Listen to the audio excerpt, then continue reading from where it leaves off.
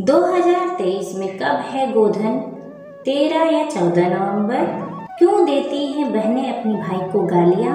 और साथ ही हम इस वीडियो में जानेंगे गोधन व्रत कथा।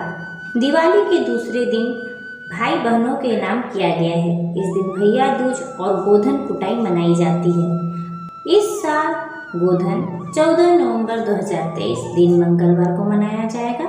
जानते हैं इसके पीछे प्रचलित कथा। इसी में आप जान जाएंगे कि क्यों बहनें अपने भाई को गालियां देती हैं। प्रचलित कथा के अनुसार यम के दरबार में उनके किसी सामंत को एक कड़ा दंड मिला और उसे यमलोक से निकाल दिया गया। अब उसे दंड तो मिल गया पर यमलोक का सारा काम रुक गया। उस सामंत की जगह किसे नियुक्त किया जाए, यह समस्या आन खड़ी हुई। यम की पत्नी यमिनी ने सुझाव दिया कि धरती लोक से ऐसे व्यक्ति को उठा लाइए जिसकी बहन ने कभी उसे गालियां ना दी हो, ना ही बुरा भला बोला हो, ना ही कभी कोसा हो। बहुत मेहनत से एक ऐसा व्यक्ति मिल गया। जब व्यक्ति की बहन को यह पूरी बात पता चली तो वह जोर जोर से अपनी भाई को गालियां देने लगी। मेरा भाई बाहर गया था, गिर गया, मर गया, ढह गया।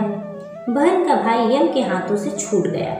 जब यमराज को पता लगा कि बहन उसे झूठ मूठ में ही गालियां दे रही है तो वह गुस्से में आ गए। उन्होंने भाई के ऊपर दीवार गिरा दी, लेकिन बहन ने उसे अपने ऊपर छेल लिया। यमराज ने सांप और बिच्छू उसके भाई को मारने के लिए भेजा। बहन ने फिर भी अपने आंचल में उन सांप बिच्छुओं को समेट लिया और वह सांप बिच्छू फूल बन गए। यम बहुत प्रयास करते उसके भाई को मारने की, पर हर बार उसकी बहन बचा लेती। यम की इन हरकतों से बहन को बहुत गुस्सा आया। उसने यमराज को चुनौती दे डाली, मेरे रहते मेरे भाई को अगर कुछ भी हुआ तो तुम्हारा हाल मैं बुरा कर दूंगी। मेरे रहते मेरे भाई को कुछ भी नहीं हो सकता। उसी वक्त उसके आंगन में एक गाय बंधी थी। गाय ने गोबर कर दिया था। बहन ने उस गोबर को उठाया और कहा, अगर मेरी निष्ठा सच्ची है तो इस गोबर में यमराज की ताकत बंध जाए। ऐसा कहते ही यमराज शक्तिहीन हो गए। यमराज की जितनी भी ताकत थी उस गोबर में जाकर बंध गई। यमराज ने बहन से क्षमा मांगी और दंड देने के लिए कहा। बहन ने गोबर से ही यम सांप बिच्छू की आकृति बनाई और उसे कूटने लगी ताकि यमराज को चोट भी ना लगे और दंड भी मिल जाए। इसीलिए रिवाज है कि यम से अपने भाई की रक्षा करने के लिए हर साल बहनें गोधन के दिन पर गोबर की आकृतियां बनाती है और उसे कूटती है। अपने भाई को वही कूटा हुआ चना खिलाती है, तिलक करती है, मिठाई खिलाती है और उसकी स्वस्थ जिंदगी के लिए कामना करती है।